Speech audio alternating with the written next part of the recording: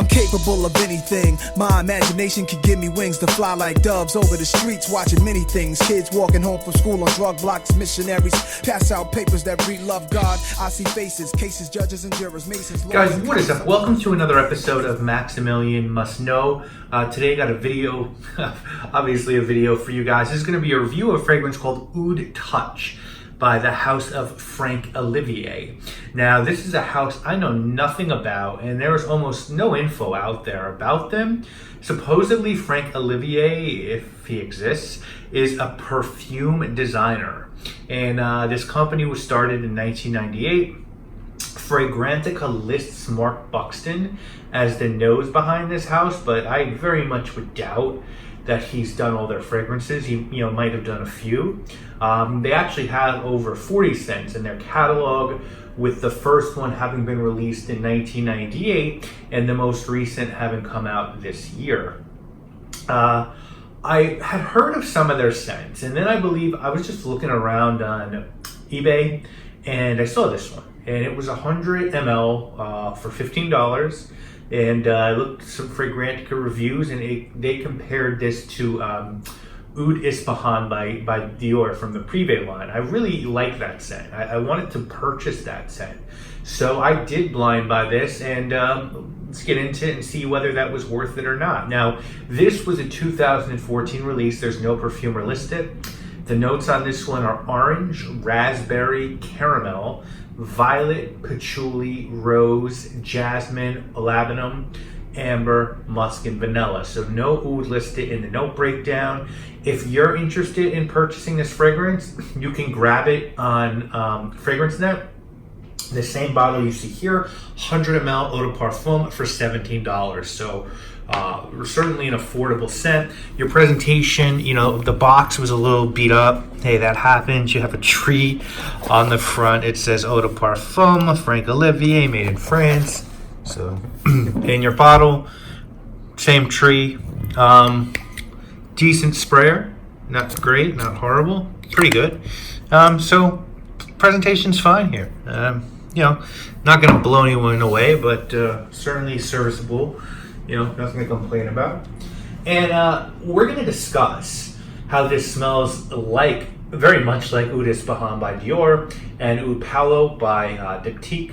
But if you're unfamiliar with those, that's immaterial right now. What I'll tell you about this one is this has a smoky oud and rose accord that really is the majority of this scent.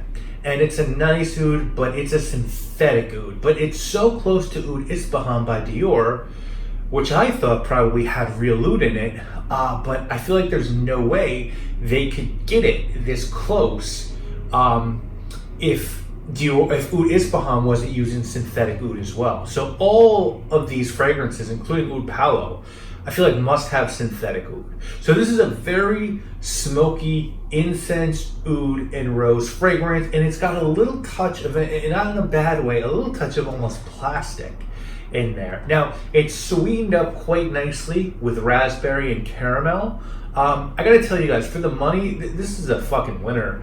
You get your money worth times 10 here. There's a good amount going on, but it's relatively simple when you deconstruct. There's oud, there's rose, there's vanilla, there's raspberry, there's caramel. And to be honest, I feel like this is a tamed, almost PG version of the other scents that I've mentioned. Now, it still might turn some folks off. This is not a safe work or school fragrance, but it's not as bad as some louder fecal oud scents. It's a little more extreme oud scent, really dialed down, and it's got a lot going on. Sweet, smoky, little floral, little gourmand, little barnyard. I feel like it's really well balanced. Now, it's not the performance monster that Oud Ispahan is, or Palo, especially the first bottling of Ispahan. The original Ispahan is just from another planet. That and Red Oud by Montal are just I feel like two of the strongest fragrances I've ever smelled.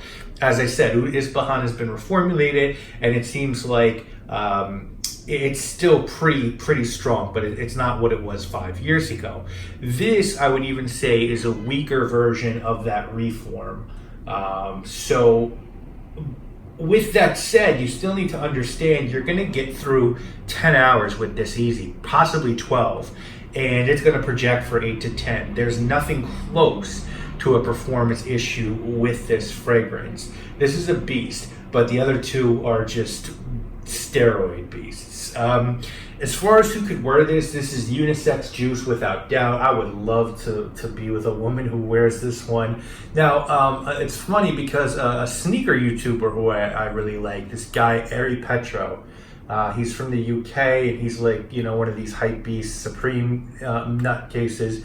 But anyway, his girlfriend, some girl named Natalie, I follow both of them on some social media. I think it was in Instagram, and someone asked her, you know, what fragrance do you wear? And she wore Oud Ispahan. So it just shows you that, yeah, a chick can certainly pull a fragrance like this off. For me, ideally, this is a winter scent. And I'd wear, trying to make a statement on a night out, like velvet black blazer, really nice white button-down shirt, dark denim, driving loafers, and 2 light sprays of this on the neck is how I would approach wearing this one.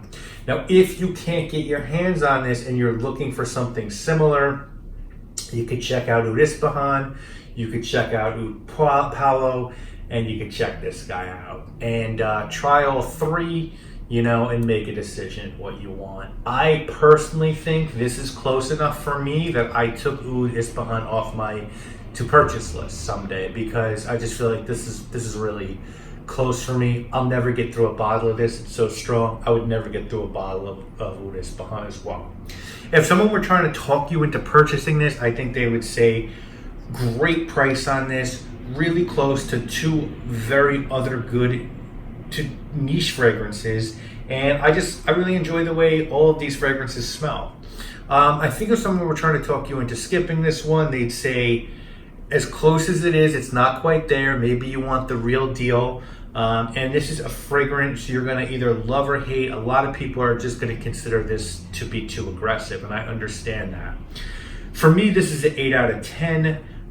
It would be a 9 or 9.5 if this was an original scent. If I hadn't smelled anything like this before, but it's not. This is a clear clone, but it's done really well. And considering what you get for the price, this is a winner.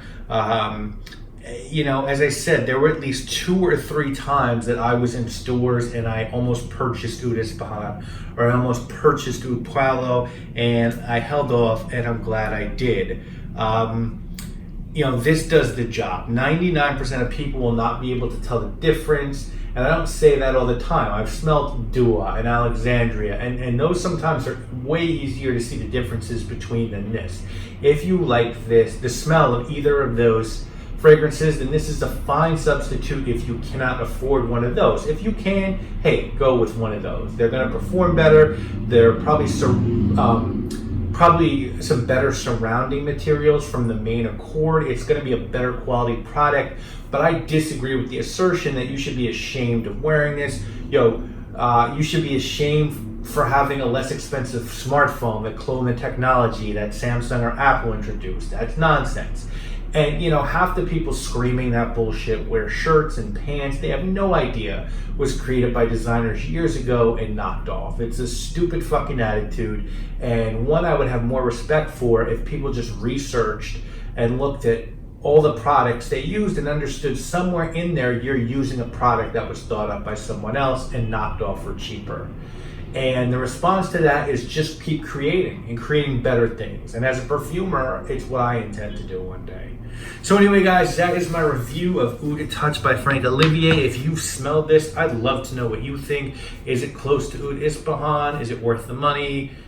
Let me know. Oh, also, please let me know if there's anything else by Franck Olivier worth checking out, because I would like to. That is it, guys. That is this week's, tonight's video at least. I'll see you soon again with more videos. My name, obviously, is Maximilian.